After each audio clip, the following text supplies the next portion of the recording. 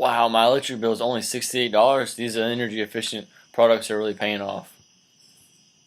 Between do-it-yourself energy upgrades, renewable energies, and green commercial building, energy efficiency has become more cost-effective for any building, as well as being user-friendly. It is important to understand how energy efficiencies benefit the homeowner as well as the community.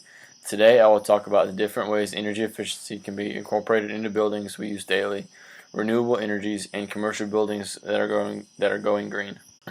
Let's start with DIY energy efficiencies. Simple upgrades like low E windows and LEDs throughout the building can tremendously reduce the footprint of the building as well as reduce energy costs throughout the life of the building. Windows are a huge percentage of a home's loss of heat. When replaced with low E windows, heat loss can be reduced to half compared to a standard window, which can reduce heating and cooling costs by 10 to 20%. With just a small additional cost per window, it isn't much of an overall price increase from a standard window. Spray foam is one of the few DIY energy efficiencies one can do that will both increase the value of it, the efficiency of it, and the return on investment of the product. Although spray foam has a larger initial investment than most DIY upgrades, it will produce the highest heat retention of it compared to any other insulation. Spray foam is also friendly for the environment because it lasts longer than cellulose and fiberglass insulation, and also it doesn't sag due to gravity over time.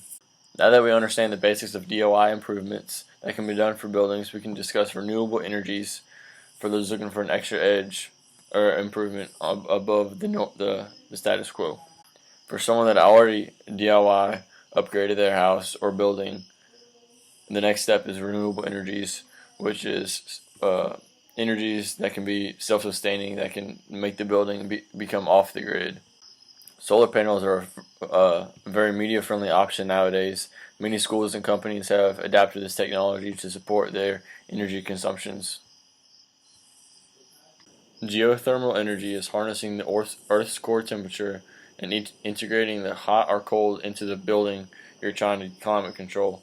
And sources of geothermal energy can be found anywhere from just feet below the surface or as far as hundreds of feet below the surface. Nearly worldwide, the Earth's top 10 feet or above maintains a cool 50 to 60 degrees. After learning about renewable energy sources, we can now learn how commercial buildings become energy efficient. In California, commercial buildings actually account for 30% of the total energy consumption, and there are multiple ways commercial buildings can be efficient, such as DIY upgrades and additional renewable energy improvements, such as solar panels, geothermal energy, and the ones we discussed earlier.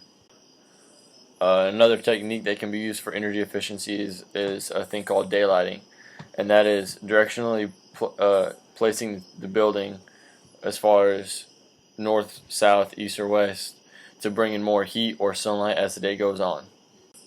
Running a computer system for these massive buildings will further increase energy efficiency. For example, multiple programmable thermostats can decrease energy consumption while increasing efficiency in the heating and cooling section of the building components. The diagnostics ran on these buildings can indicate where efficiency can be improved or heating and cooling can be adjusted to better suit the building. Energy efficiency is not only available to the wealthy but also to the common man thanks to DIY improvements. Renewable energies are the next step for someone looking for self-sustaining energy or a way to reduce their utilities to almost become off the grid. And commercial buildings are the superpower of the green buildings, harnessing the most of the world's electricity, and especially in California, like I noted, and their capabilities on budget and being larger than the average house factor into that. So going after all these facts, it is much more budget friendly and environmentally friendly to stick with the energy efficient upgrades you can do to your house or your company building, and it'll help you in the long run as well as short term. And my audience members tonight are my family. My two sisters, my brother, and my parents.